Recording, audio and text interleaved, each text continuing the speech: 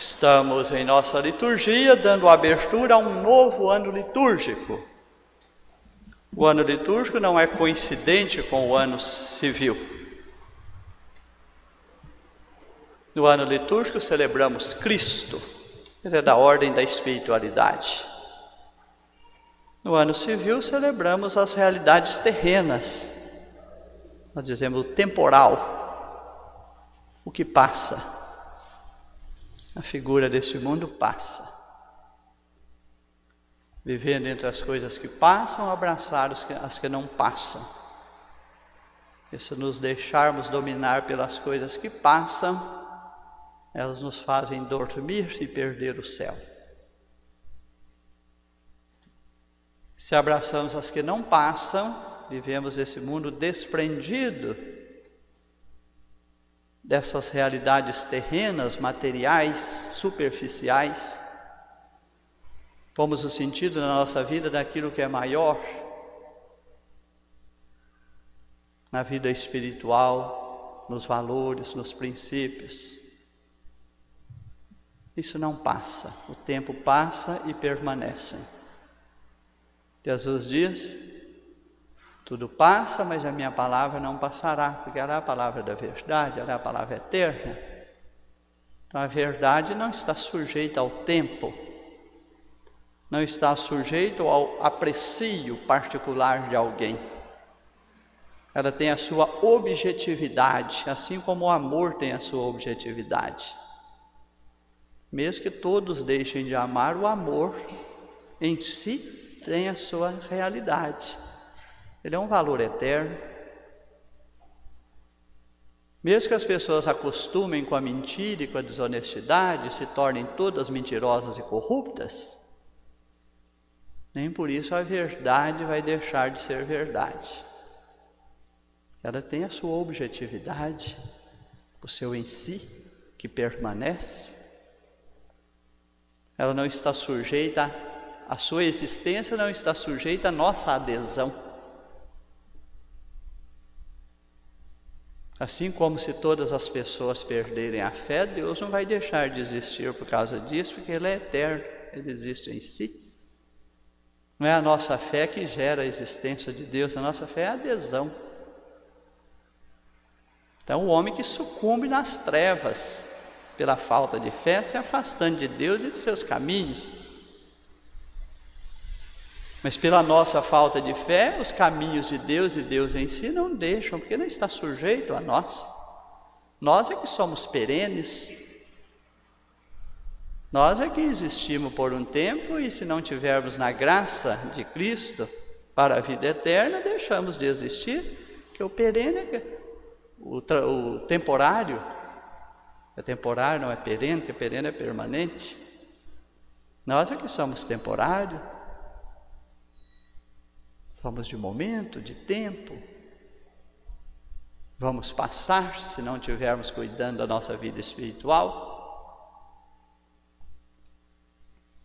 Então, o ano litúrgico é da ordem da espiritualidade. O ano litúrgico é celebrar Cristo e a nossa participação na graça dele. Então começa com celebrar Cristo que vem, mistério da encarnação, que vem do Pai, assume a nossa condição humana, vive entre nós. O prefácio de hoje vai dizer: nos ensina o caminho da salvação, nos redime, doando a vida por nós na cruz, pelo seu sangue, nos ensina o caminho da salvação, volta para o Pai. Eu sou o caminho, a verdade e a vida, ninguém vai ao Pai senão por mim. A ressurreição e a ascensão do Senhor.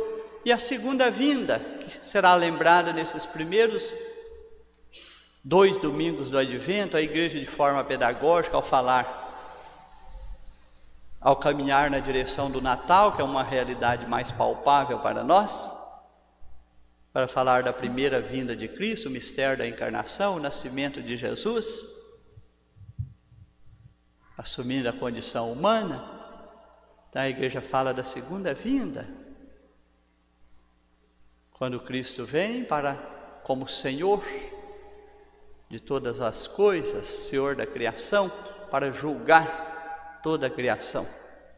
É o juízo final, a segunda vinda, o dia do Senhor, de que as leituras estão falando hoje. A segunda leitura nos fala desse dia do Senhor, para o qual nós devemos estar preparados. O dia do Senhor, o juízo final. Nós caminhamos nessa direção do dia do Senhor. O Evangelho, então, também nos fala do dia, pede vigilância para esse dia. O que o apóstolo falou? Vos dará perseverança em vosso procedimento irrepreensível até o fim, até o dia de nosso Senhor Jesus Cristo.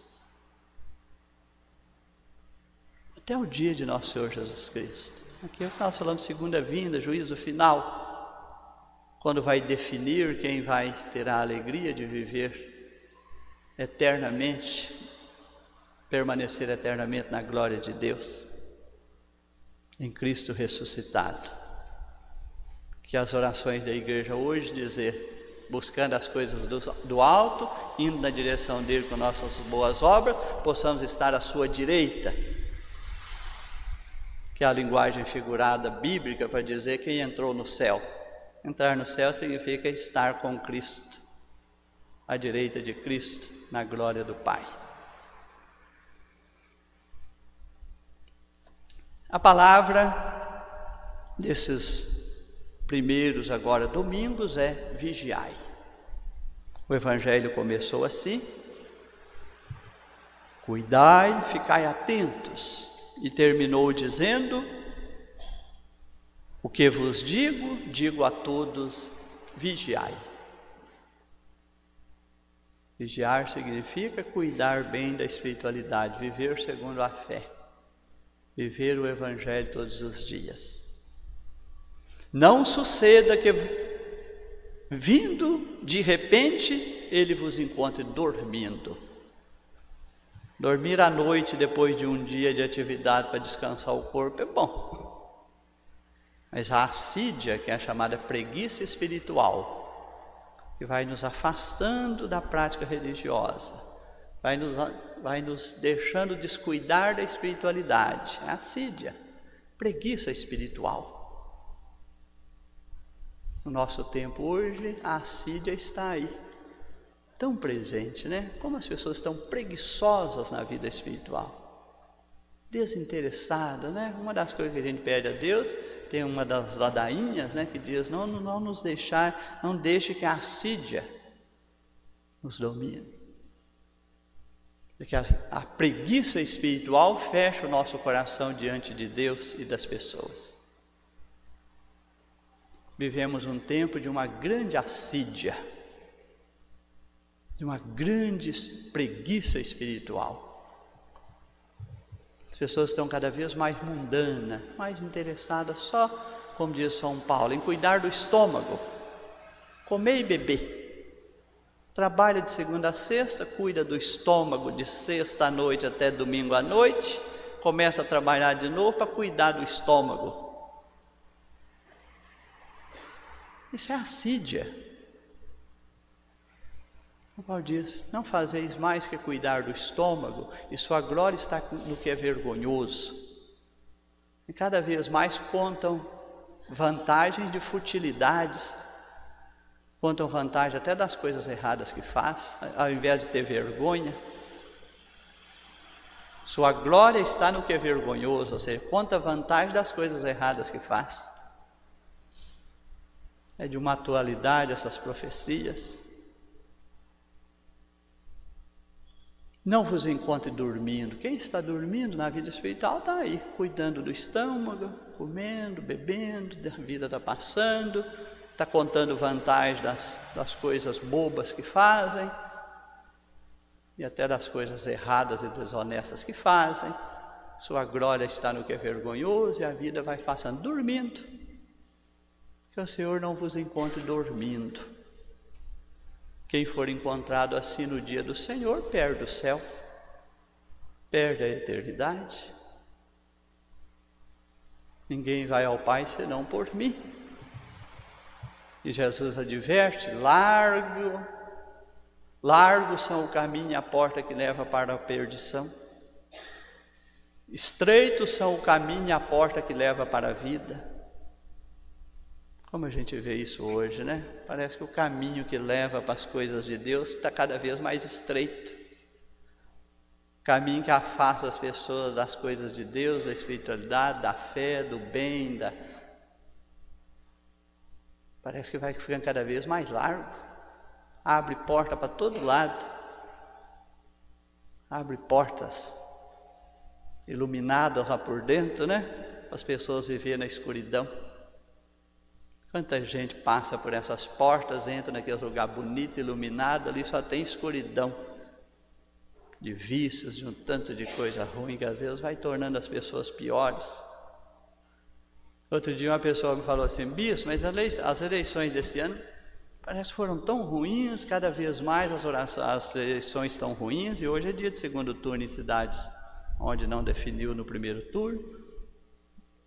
Nós nunca vimos tanta desonestidade, tanta compra de voto. Falei: não é a eleição que está piorando, não, são as pessoas que estão piorando. Porque quem faz as eleições são as pessoas, são os candidatos e os que votam. São eles que fazem a eleição. Então, se a eleição está piorando, é porque os candidatos estão piorando e as pessoas que votam estão piorando. Estão cada vez mais desonestas. É sinal da sociedade que nós estamos vivendo, uma sociedade desonesta e corrupta, que vive nas trevas, sua glória está no que é vergonhoso, depois acha que ele teve vantagem na eleição. Uma eleição marcada pela desonestidade, pela corrupção. E isso é para falar um dos exemplos que está mais próximo de nós, que a eleição foi esses dias, mas quantas outras coisas podíamos dizer dessa forma? É para dizer que essas portas estão se abrindo mais. As portas das coisas erradas parece que estão abrindo mais do que as portas do bem, da verdade, da honestidade, da justiça, de quem quer fazer o bem.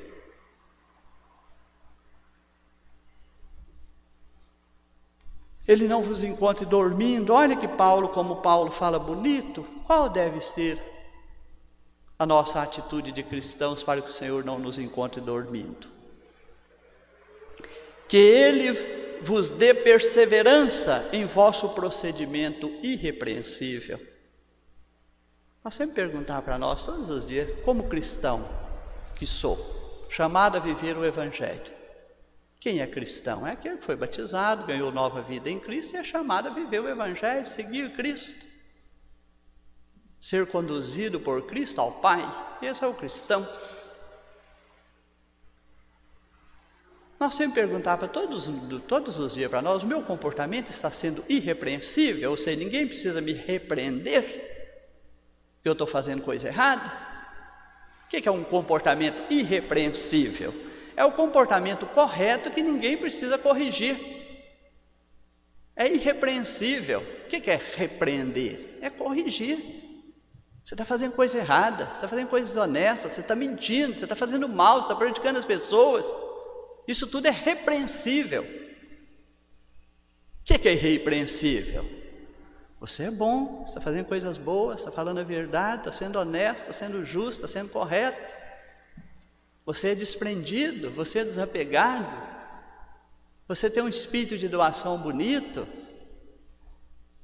você é atencioso com quem está passando dificuldade, você se mostra fraterno, solidário. Isso é irrepreensível. Ninguém precisa te corrigir pelas coisas boas que você faz, precisa?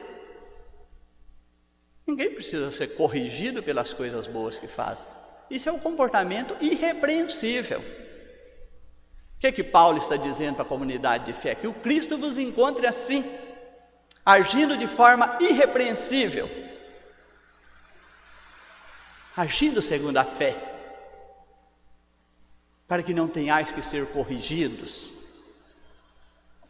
Esse deve ser o ideal da comunidade de fé, da igreja. Mas nos entristece e preocupa quando quem está frequentando a igreja, ouvindo o Evangelho, durante a semana vai e faz coisas irrepreensíveis. Vai para as eleições e compra voto, vai para as eleições e vende voto. Isso é irrepreensível, isso é repreensível. Isso é corrupção. E podemos aplicar em muitas outras coisas. Passa os outros para trás, vende coisas estragadas, mente, pratica infidelidade no casamento, leva a vida sexual promíscua e assim vai. São coisas irrepreensíveis, que não convém ao cristão, que ele é chamado a levar uma vida irrepreensível. Então, acendendo as velas, a fé, a esperança, viver o Evangelho, eu renovo esse propósito, caminhando ao encontro do Senhor que vem.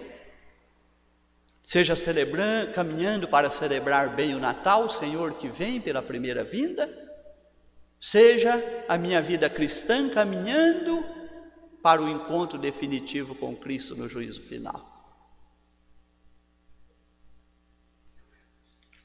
E aí o Senhor diz o Evangelho: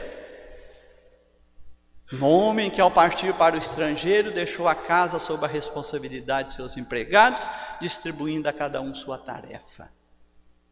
Podemos dizer aqui da missão da igreja. E mandou que o porteiro ficar vigiando. A igreja está no mundo para ser como um porteiro. Então, gente, isso vai dar errado. Vocês vão perder o céu. Vocês estão brincando. A igreja deve ajudar a advertir as pessoas como um porteiro. Gente, não durma, não dorme. O que a igreja deve ficar falando no altar? Gente, não dorme, cuida da vida espiritual, procure ser um bom cristão. Não durma, que o Senhor vos pegue irrepreensíveis. Distribuiu tarefas. Podemos entender aqui a ministerialidade da igreja, para que cada um cumpra bem com sua tarefa, o Papa, os bispos, os presbíteros, os diáconos, religiosos, consagrados. Por que não dizer daqueles que têm as suas funções na vida da comunidade de fé, os ministérios leigos? Então somos empregados. O que Jesus diz? Seja em uma função que temos na vida da comunidade, seja como próprios batizados que somos, quando tivermos certeza que fomos o melhor cristão, fizemos o melhor, com a intenção mesmo de fazer o melhor. Se algum momento não fiz o melhor, foi porque não percebi antes que tinha um mal naquela ação. Mas a minha intenção é fazer o melhor. Eu não planejei praticar o mal. Se ele aconteceu, foi porque naquela circunstância não percebi que dali poderia vir um mal. Mas eu não planejei fazer o mal. Eu não planejei mentir, eu não planejei ser desonesto. Eu não planejei prejudicar ninguém. Eu não pus o meu interesse particular acima da verdade.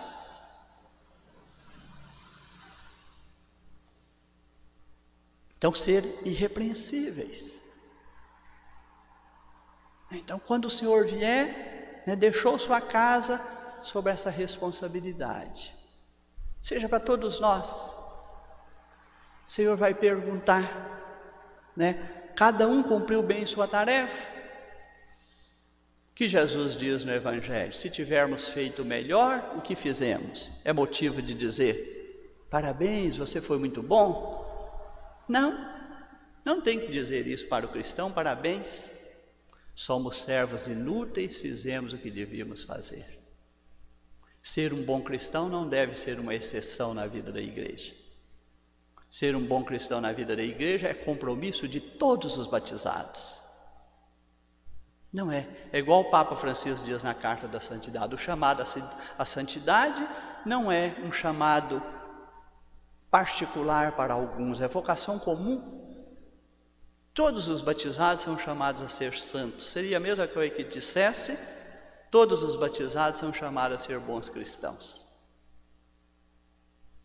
Não precisa esperar aplauso por causa disso. E hoje a gente está tão acostumado com as coisas erradas, que quando alguém é honesto, a gente fica surpreso. Como se for honesto não fosse normal. Parece que é uma excepcionalidade. Ó, fulano encontrou uma coisa lá, ouviu alguma coisa estragada, mostrou para o outro, foi honesto. Parece que ele fez uma coisa extraordinária. Isso é para dizer que a honestidade está tão longe da prática que nos surpreende quando alguém a pratica. Quando alguém gratuitamente ajuda o outro sem exigir nada, com bondade, com doação, mesmo não sendo parente daquela pessoa, se dedica a cuidar dela, tem gente que acha que isso é extraordinário. Porque as pessoas às vezes vão ficando tão desacostumadas da gratuidade, da doação, sem interesse, que quando alguém faz isso, parece que fez uma coisa extraordinária. Isso não deveria ser surpresa para os cristãos. Deveria ser a nossa prática diária, sem merecer aplauso por causa disso. Porque esta é a nossa missão, que o Senhor não nos encontre dormindo. Somos servos inúteis, fizemos o que devíamos fazer, termos um comportamento irrepreensível, deve ser a nossa busca constante. Quero terminar com essa maneira interessante da primeira leitura e da segunda leitura. São duas conversas.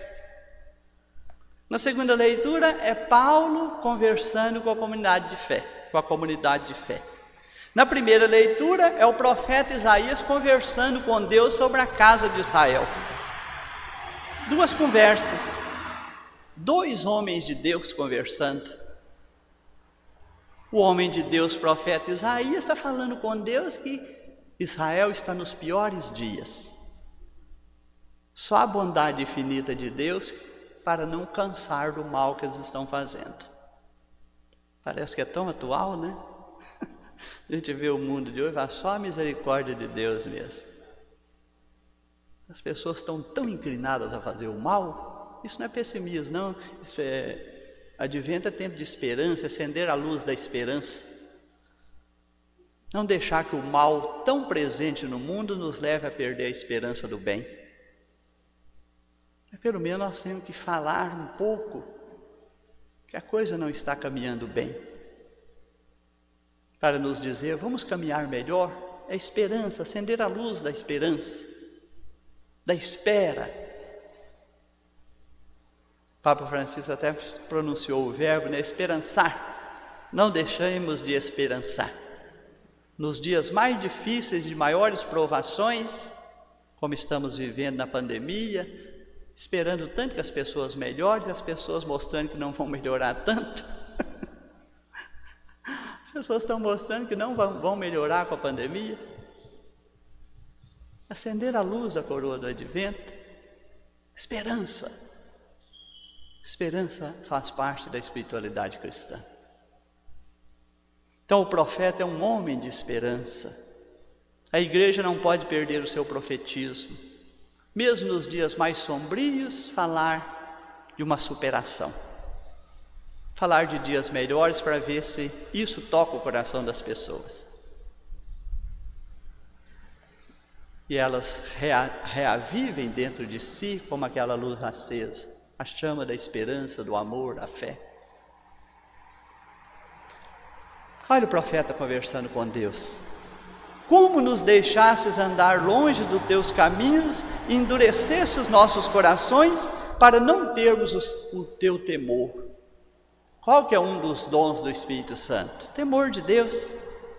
O que é temor de Deus? É medo? Não, é fé verdadeira. É a fé que nos leva a colocar Deus em primeiro lugar na nossa vida. O que o profeta está falando? Parece que Deus até, de alguma forma, contribuiu para que o homem fechasse o coração para ele. Como nos deixastes andar longe dos teus caminhos e endurecestes o nosso coração? Ele está perguntando, Deus, mas será que somos nós? Parece até que Deus endureceu o coração do homem para ele perder a fé. Mas o profeta, naquela oração profunda, que isso aqui é uma oração, gente, isso aqui não é um texto, uma teoria que alguém escreveu. Alguém que está rezando e durante a sua oração foi escrevendo como revelação divina. Deus tocando o seu coração. É uma intimidade com Deus, o livro profético, de alguém que cria a relação, o mundo em que ele está vivendo e o mundo no sonho de Deus. E aí ele fala: por amor de vosso servo, das tribos de tua herança, a casa de Israel, Deus, é seu povo querido, seu povo amado, sua vinha, não abandone. A igreja hoje diz: Deus, não abandone o mundo, por mais que o homem feche o coração, permanece perto do homem, porque viver sem o amor é muito difícil. Desce, pois, era o sonho do profeta. Deus desceu já, enviou o Filho. E o profeta, lá antes do nascimento de Jesus, já falava: nenhum Deus se mostrou tão próximo. Imagina o profeta falando depois do nascimento de Jesus. Qual Deus que já fez isto? Ficar tão próximo do seu povo? Sobretudo depois que enviou o seu Filho. Qual Deus já fez isso pelo homem? É o amor de Deus que o move na direção, né? Tomado de amor, Deus não afasta do teu povo. Tu te irritastes porque nós pecamos, e nós nos caminhos de outrora que seremos salvos, não vivendo no pecado que nós estamos, que vamos ser salvos. Todos nós nos tornamos imundície, e todas as nossas obras, boas obras, são como um pano sujo. Até que nós fazemos boas obras, mas elas são pequenas, diante de tanto mal que está sendo praticado entre nós. Não é isso que a gente pensa hoje? Diante de tanto mal que está sendo praticado hoje, parece que as boas obras estão ficando pequenas. Murchamos todos como folhas, e nossa maldade empurra-nos como o vento. O homem sem Deus é isto. Não há quem invoque teu nome, quem se levante para encontrar-se contigo. Desinteresse espiritual. Escondeste de nós tua face e nos entregastes à mercê de nossa maldade. A gente tem que ler isso aqui com leitura orante. Como está o mundo hoje quando o profeta escreveu essas palavras? Mudou muita coisa? Melhorou muita coisa? Se não mudou e não melhorou, por quê? Porque o homem está comportando da mesma forma. Fechou o coração para Deus. Agora, olha que bonito o final. Deus, com tudo isso que é reprovável, ainda que nossas obras boas sejam tão pequenas diante de Ti, mesmo assim, Senhor, Tu és nosso Pai, nós somos barro, Tu nosso oleiro, e nós todos obras de Tuas mãos. Esta é a nossa certeza de igreja. Estamos nas mãos do oleiro, que Ele possa nos moldar todos os dias no seu amor. E concluo com as palavras finais de Paulo. Comunidade de fé. Em Cristo fostes enriquecidos de tudo, em toda palavra e em todo conhecimento, à medida que o testemunho sobre Cristo se confirmou entre vós. Sejamos essa comunidade de fé irrepreensível, que o testemunho de Cristo se confirme entre nós e através de nós, aqui dentro da igreja e lá fora. O mundo lá fora está precisando que levemos daqui para lá. Levar desta fonte que bebemos aqui, da palavra, da graça, do amor, da esperança, da fé, levar para fecundar o mundo lá. Essa é a nossa missão de cristãos, é a vela que se acende no advento. Assim não tendes falta de nenhum dom, vós que aguardais a revelação de nosso Senhor Jesus Cristo. Somos nós. Creio em Deus Pai,